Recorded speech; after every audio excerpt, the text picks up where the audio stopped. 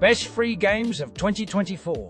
Yo, peeps! Dropping dough on games is the usual drill. We all get that. We pay up, we get our fun. But every now and then, game devs dish out some freebies, spicing it up within game stores, and boom, we get to play their creations without spending a dime.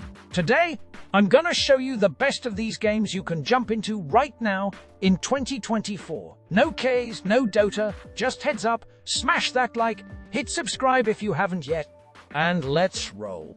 The finals. First up, something that hasn't quite become mainstream yet.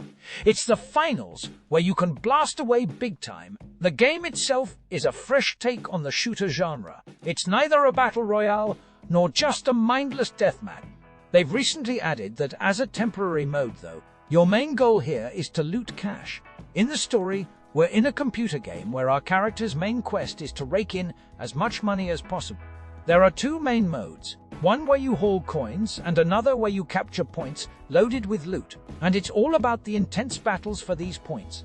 Throw in 3 character classes, a ton of weapons, various gadgets and grenades, and total destructibility of all map objects, except the ground, of course, and you get an absolute blast. Warframe. Now, Warframe is something legendary. It's an amazing game that keeps its player base and constantly updates, be it content, frames, weapons, or even graphics. Warframe is an icon among grindfest games where you can truly immerse yourself. You get to play how you want, build your characters and gear the way you like. Initially, you'll probably spend the first 50 hours just getting to know the world, the universe, unlocking new planetary locations, and learning the mechanics. It'll take time to grasp it all, but there's no rush, especially since crafting new items takes time too. There are different pets, like Kubraus and flying drones, a million different missions and loot for you to snag. And let's not even start on the build crafting. Even Path of Exile with its talent tree pales in comparison. Century. Age of Ashes. Let's mix up the top with something unconventional, like Century. Age of Ashes. The sole survivor and pretty decent dragon and rider game. Initially, you were meant to fight in death matches, but with new updates, there are even dragon races now, which actually look pretty cool. The graphics, flight mechanics, and combat are top-notch. Your main quest is to steal gold, taking out your opponents, or just fight, depending on the mode you get. There are plenty of classes with unique abilities and skills, and you can choose any dragon you like if you have the cash or time to farm in game currency. Overall, it's solid and, most importantly, epic. Halo Infinite. Next up, Halo. Yep, it's already in its 5th season and feeling super good. It's a bit weird though. On one hand, it has a paid single-player campaign, which is pretty good by the way. On the other hand, the multiplayer is completely free. At first, I found it a bit dull, but it seems to resonate well with most folks, and they've been playing it for quite a while. Overall, it's a classic arena shooter that stayed relevant without chasing new audiences or getting lost in confusing plots, not becoming a shadow of its past self. Just a solid shooter, familiar to many. Path of Exile. Path of Exile is something else. Not because it's bad. Far from it. It's top tier. It's just scary how much farming it involves. And the scariest part is that tests for the second part of the game are planned for this summer. All your hard-earned stuff won't carry over. Developers even said they won't transfer skins to the second part. There are just too many. But they're giving back some coins, and a 15 back some coins, and a 15 discount on all new skins in the second part. Doesn't sound like a bad deal. But yeah, you farm here like anywhere else. Destiny 2. Halo's not the only shooter where you can get down to some serious action. In Destiny, you can enjoy both the storyline and PvP battles without buying any add-ons, at least initially. Over time, as you complete the free storyline, you might want to buy the expansion. The storyline is surprisingly good and engaging, which is rare for MMOs. There are seasons, mountains of weapons and loot, tons of gear to grind for, beautiful graphics, and tough as nails peep, which can be really challenging even for a shooter veteran like me, who's clocked countless hours, especially in dynamic shooters like Apex.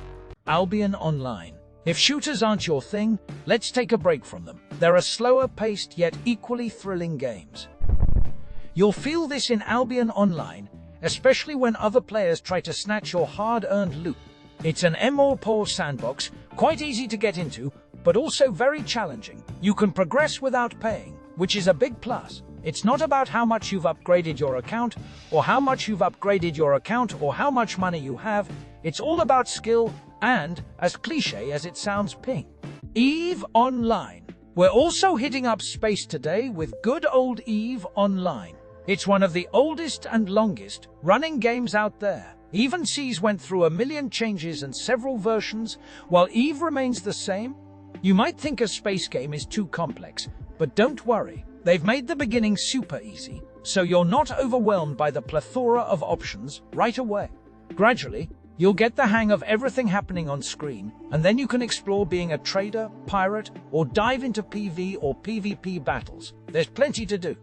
Naraka Bladepoint. Then there's Naraka Bladepoint, a pretty weird game. It's basically a royal battle that's not super popular here, but Europeans and Chinese players seem to love it, with a stable online count of over 100,000, though the gameplay is somewhat standard for the genre. You pick a character, drop into a location with a bunch of other players or bots, and fight till you're the last one standing. The cool part is that characters are diverse, upgradable, with awesome skins, and the game can be quite addictive. Apex Legends. Apex Legends is not just addictive, it can totally suck you in. That's what happened to me, racking up thousands of hours until I reached solo master rank and got a bit tired of it, but hundreds of thousands of players still battle it out daily in ranked or casual matches. The game constantly updates, adds new characters, and advances the story, albeit slowly. Sometimes they even introduce new weapons. Character classes are balanced, with some being completely reworked, like Revenant. But personally, any character you're comfortable with will be the best for you. Good old Apex with, I think, 5 different maps for the Battle Royale now. Stalcraft. Now for something unusual. Morpog set in a post-apocalyptic Soviet zone with blocky graphics. Surprisingly, this game was a real discovery for me last year, even though it was released at the end of 2022. It's basically everything you want in a co-op and stalker game. It's well made, but death is a constant companion. You'll die a lot, whether farming, questing, or just walking around. The exclusion zone is open for PvP, except for some Amir, and players in these games are rarely friendly. So, good luck, Fortnite. And finally, the online record holder, Fortnite. In case you didn't know, Fortnite's online count hit 11 million players last year. If you still think it's just a battle royale, think again. Fortnite has become a whole factory of different games, with 1 million modes, many created by players. Billions of skins and tons of activities that'll consume all your time if you dive in. Of course, you can still just shoot it out in the Battle Royale mode, but there are plenty of other modes too. That's it for today. Hope you found your top free game, and don't forget to hit like and subscribe.